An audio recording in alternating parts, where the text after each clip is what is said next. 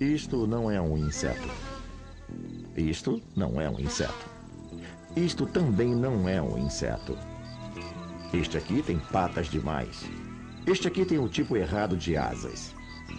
E este não é um inseto porque tem mandíbulas grandes demais. O termo inseto tem sido usado por muita gente para qualificar uma coisa ruim. Quando alguém não gosta de alguém, xinga de inseto. Mas para quem tem grande interesse em insetos, eles são uma coisa especial. O mundo secreto dos jardins.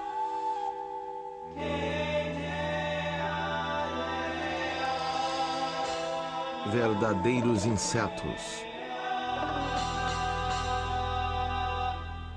Distribuição Sinapse. Como muitos insetos, esses seres começam a vida como ovos. E alguns desses ovos podem ser lindos, e em algumas espécies muito coloridos, e às vezes meio esquisitos e com belos formatos.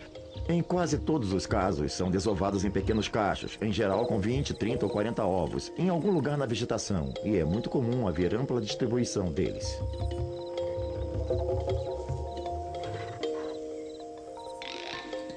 Quando o ovo finalmente choca, o que emerge é chamado de ninfa. As ninfas desses bichinhos são criaturas que, de certa forma, se parecem muito com adultos. Geralmente são apenas versões menores, mas também podem parecer bastante diferentes. As cores ainda não são bem amadurecidas. Eles têm asas, são criaturas com estruturas bem miudinhas, pequenininhas com patas e estrutura bem diferentes em tamanho e forma. Uma coisa que não muda muito da forma de ninfa para o estágio adulto é o método de alimentação. Na verdade, mesmo na forma de ninfa, esses predadores continuam sendo predadores. Em geral, não têm nem tamanho nem força, por isso têm que escolher presas menores. Precisam procurar criaturas como pulgões ou outros insetos de corpinho macio.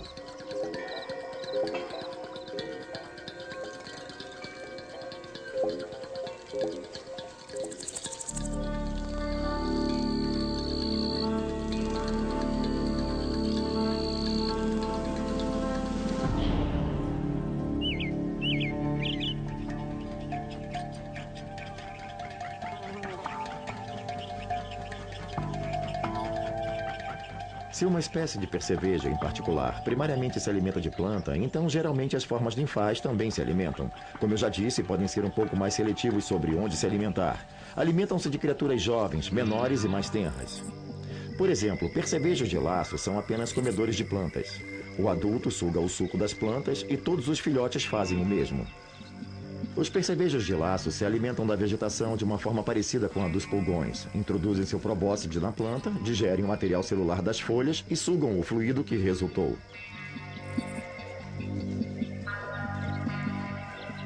O que é interessante no caso dos percevejos de laço é que eles mostram um comportamento maternal.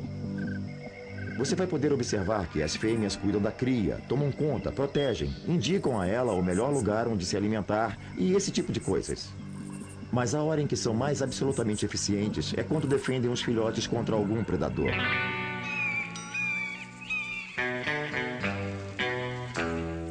Se a fêmea do percevejo de laço, acompanhada de um grupo de filhotes, se depara com o perigo de uma larva de formiga-leão faminta, ela tem que reunir os filhotes como um pastor faz com seu rebanho, deixando todos juntos e indo na mesma direção, afastando-os do predador e dirigindo-os para um território mais seguro. As ninfas de percevejos de laço são totalmente indefesas e, claro, há um grande grupo que é sempre ameaçado por um predador.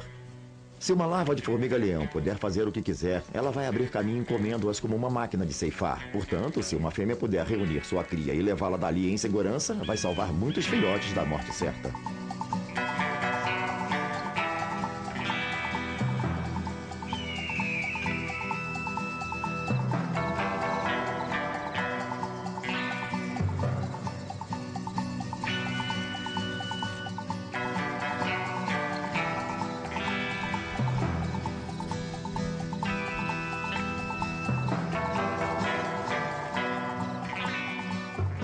É claro, há muitos outros perigos do caminho, e se locomover pelo jardim também pode colocá-las em perigo. Um inseto à espreita também ficaria satisfeito de pegar alguns filhotes, mas a fêmea de percevejo de laço vai fazer o seguinte: vai se colocar entre a cria e o perigo e então se preparar para a luta.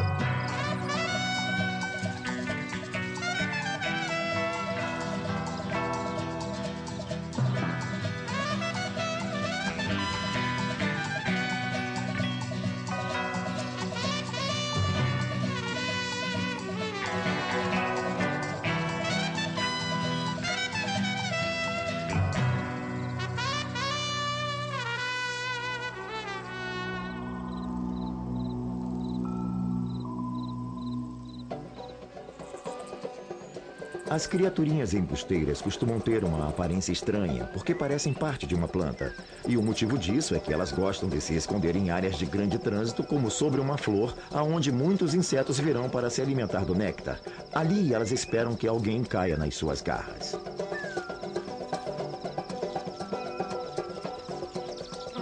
Nem sempre conseguem o que querem, claro, e há sempre o risco de que, enquanto estão ocupados espreitando sobre uma flor, alguém também esteja espreitando atrás deles. Mas, na verdade, eles sempre têm um truque sob a manga. Esses embusteiros, como diversas outras espécies, lançam um terrível spray tóxico e faz ao atacante uma surpresa bem desagradável.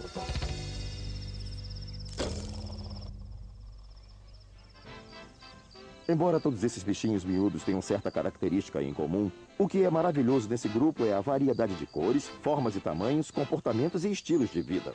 A pura diversidade. Há várias espécies no seu jardim, todo um mundo de criaturas estranhas para se conhecer. Swing and sway is sure okay, but I'll take Jitterbug any day. When I want to cut a rug, how I love that Jitterbug. Jump and jive is really killing, but Jitterbug is the most thrilling. I won't stop to drink a jug, 'cause I love that Jitterbug. Some folks go for waltz and tango, even polka too. But if you want that bingo bango, well, only Jitterbug will do. Jitter pops and jitter mamas, Jitterbug in their pajamas. Jitter stomp and jitter swing, Jitterbug is still the king. So all musicians stop and listen, play with heart and soul. When that beat is really sweet. Você pode ficar espantado ao saber como essas criaturinhas podem se dar bem. Elas conseguiram se espalhar largamente, povoando quase todos os cantos do globo e são altamente prolíficas. Na verdade, os embusteiros têm conseguido colonizar muito bem um ambiente que muitos outros insetos acham inóspito.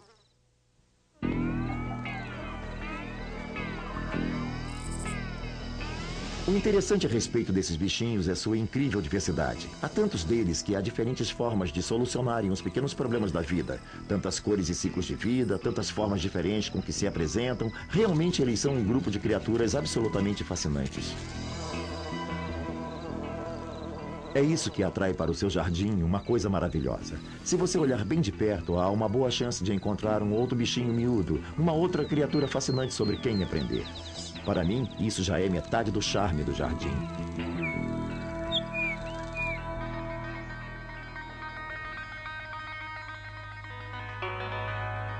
Há mais de 80 mil diferentes espécies de percevejos, e algo em torno de 8 a 10% de todas as espécies de insetos são desse tipo.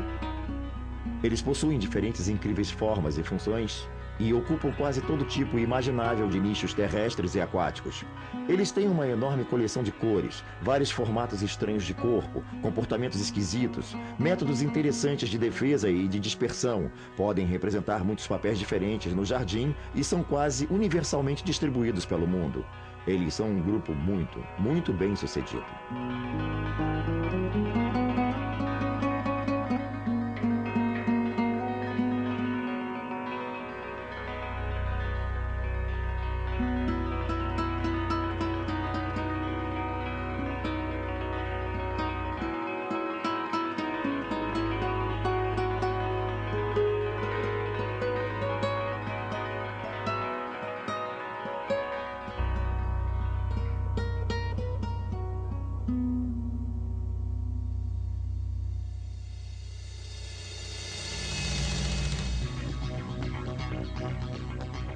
Um lugar que eles conseguiram explorar melhor do que muitos outros grupos de insetos é o mundo aquático. Embora toda a vida tenha começado a partir de algum ponto da água, muitos insetos não são especialistas em explorar esse ambiente, mas esses miúdos vêm fazendo isso muito bem.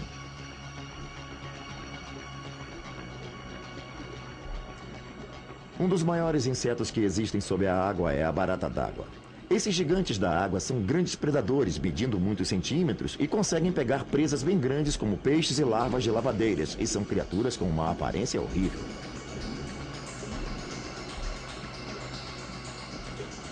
Percevejos d'água são uma outra espécie aquática. Tornaram-se craques em locomover-se de uma forma incomum, de cabeça para baixo, no mundo subaquático, e são predadores eficientes nesse ambiente.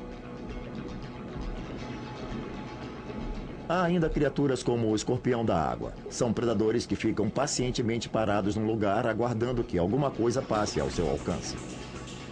Todas essas pequenas criaturas já exploraram o mundo aquático de uma maneira bem parecida. O que guardam em comum é o fato de que todos têm que se alimentar usando as partes cortantes e sugadoras da boca. Outra curiosidade sobre essa população é que cada um deles precisa respirar o ar diretamente. Nenhum deles tem qualquer estrutura como guelras que lhes permitam retirar o oxigênio diretamente da água. Eles precisam, como nós, continuamente voltar à tona para reabastecer o suprimento de ar. É a ponta do abdômen que eles usam, porque, como todos os insetos, eles não respiram pela boca, respiram por pequeninas aberturas em seus abdômenes, conhecidas como espiráculos.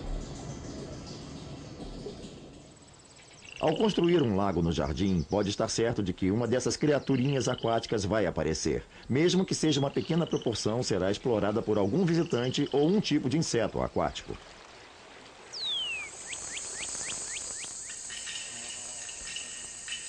A maioria dos insetos passa por uma série de estágios, em geral chamados de ovo, larva, pupa e adulta. A isso se dá o nome de metamorfose completa. Duas criaturas que sofrem essa metamorfose são bons exemplos: borboletas e mariposas. A lagarta não se parece nada com uma borboleta e entre esses dois estágios elas precisam passar por uma incrível mudança de estrutura e funções.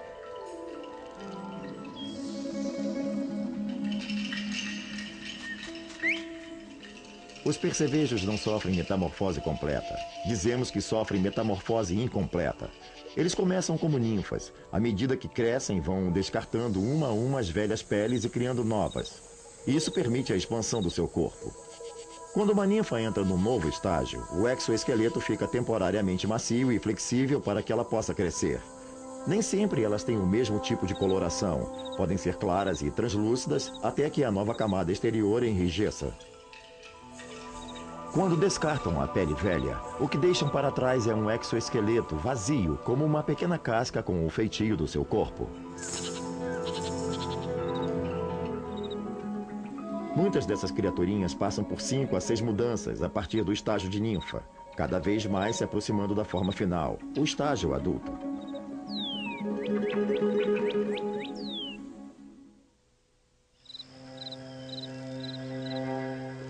Esses insetos são tão específicos que, na verdade, deveríamos usar um termo mais técnico ao nos referirmos a eles, pois são insetos da ordem Hemiptera.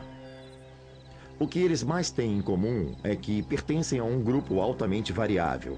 Mas tem uma coisa que podemos dizer sobre eles: quase todos têm um mecanismo bucal projetado para furar ou sugar partes conhecidas como rostro. Uma outra coisa é que, embora todos tenham 4 asas, muitos têm as 2 asas anteriores mais rígidas do que as posteriores. As asas anteriores são divididas ao meio. A primeira pode ser bem dura e também pode servir como uma armadura de proteção. As pontas das asas, contudo, são membranáceas e transparentes, como são as posteriores, que se dobram para dentro. Este é o padrão de asas característico que identifica a maioria dessas criaturinhas.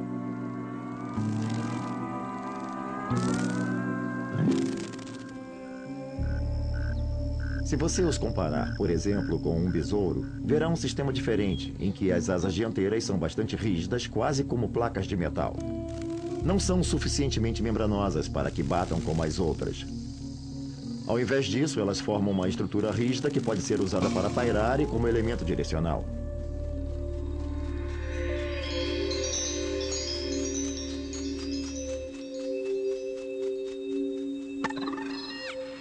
Existe um outro grupo conhecido como Homoptera, que não tem essa divisão característica nas asas.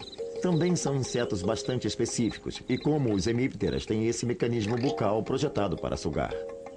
Alguns membros comuns dessa família são, por exemplo, os pulgões e funis de plantas, um grupo muito interessante, alguns dos quais têm o corpo em formatos incrivelmente exóticos.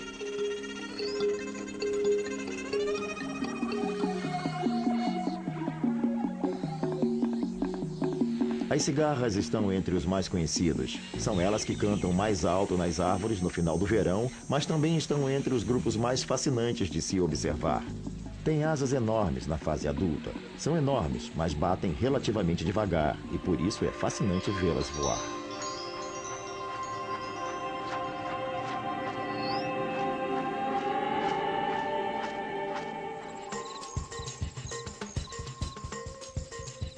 De certa forma, os homópteras foram classificados segundo a estrutura das suas asas, mas a forma exata de serem classificados é olhando a estrutura das mandíbulas. Todos eles têm em comum estruturas especializadas que são moldadas para formar partes que sugam. Essa é a marca registrada de todos eles, e essa característica existe em todos os estágios do seu ciclo de vida.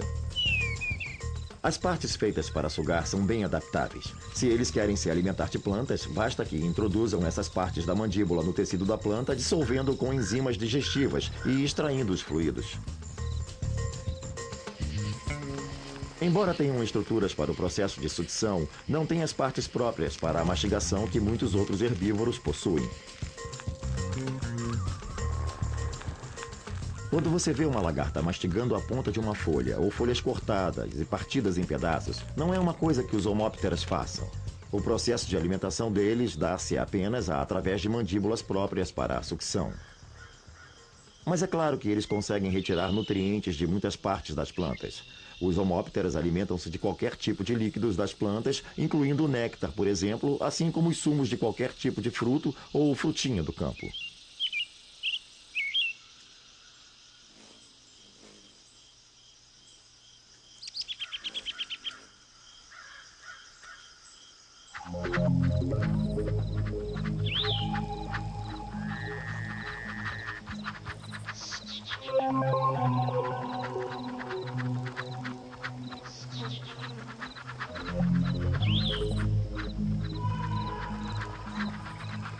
Mas eles não se restringem apenas a ficar se alimentando das plantas. Muitos são predadores. Alguns são predadores muito importantes no jardim porque têm um apetite incrivelmente voraz. Por exemplo, os percevejos assassinos passam muito tempo perambulando sobre a superfície das plantas, procurando lagartas, besouros ou qualquer espécie de pequenos insetos. Quando encontram um, saltam e agarram com as pernas dianteiras, que são cobertas por uma secreção adesiva, assim como um papel pega-moscas.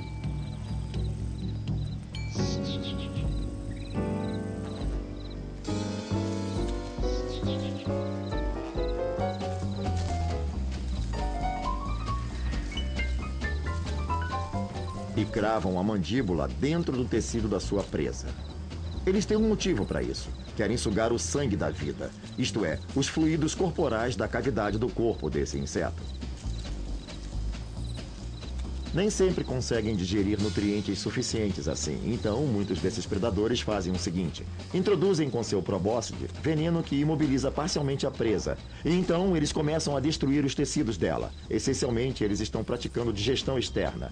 Transformam os órgãos internos da presa numa sopa de forma que possam tomá-la como se fosse através de um canudo. E ao terminarem, todos os restos do inseto presa são apenas uma carcaça vazia. E é a voracidade do apetite dessas pequenas criaturas que faz com que sejam tão importantes no seu jardim. Não é tão fácil ser predador. É muito mais fácil ser herbívoro. A comida já está à mão. Os predadores têm que ser maiores, mais rápidos e mais bem equipados do que a sua presa. E as presas não estão exatamente passivas. Elas estão buscando rapidamente se adaptar a essa luta predador-presa. Se os predadores não se aprimorarem consistentemente dia sim, dia não, eles simplesmente não comem. Criaturas de corpo macio, como as lagartas, são logicamente presas ideais para muitos pequenos predadores. Elas têm um conteúdo cheinho de líquido e não têm uma estrutura que funcione como armadura ou defesa para se proteger. Então, quando um percevejo predador introduz as partes da sua boca numa lagarta, faz furos com facilidade.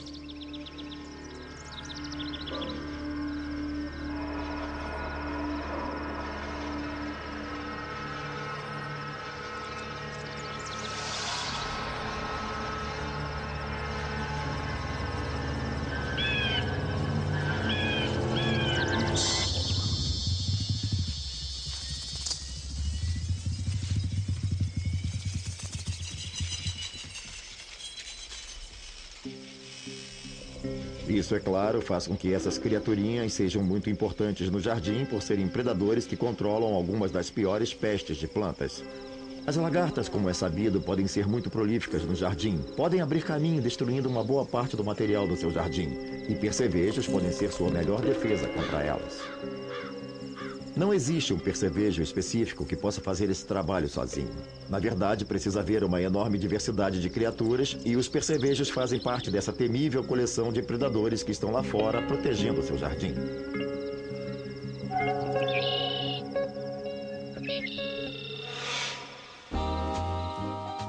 O único meio que eu conheço de fazer isso funcionar, o único meio de encorajar esse exército a trabalhar para você, é ter um jardim bem variado, muita diversidade de espécies, muita diversidade estrutural e uma certa quantidade de tolerância. Porque quando você tenta controlar uma peste em particular, você pode varrer muitos desses pequenos predadores, predadores voadores e vespas que também controlariam certas pestes no seu jardim. Então você terá um efeito cascata em seu jardim. Então, por que não ter um pouco de tudo e saber que você tem um exército de predadores que está trabalhando para você? Por isso eu digo, agradeça por toda a diversidade no seu jardim.